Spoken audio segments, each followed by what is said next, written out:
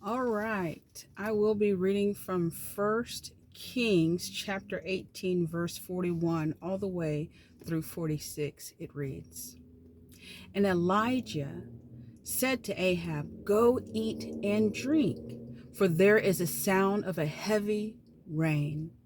So Ahab went off to eat and drink, but Elijah climbed to the top of Carmel, bent down to the ground, and put his face between his knees. 'Go and look toward the sea,' he told his servant. And he went up and looked. 'There is nothing there,' he said. 7 times Elijah said, 'Go back.' The seventh time the servant reported, 'A small cloud, a cloud as small as a man's hand is rising from the sea.'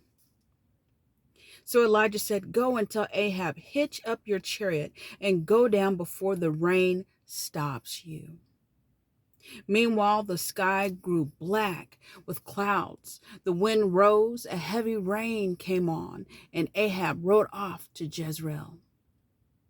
The power of the Lord came upon Elijah, and tucking his cloak into his belt, he ran ahead of Ahab all the way to Jezreel.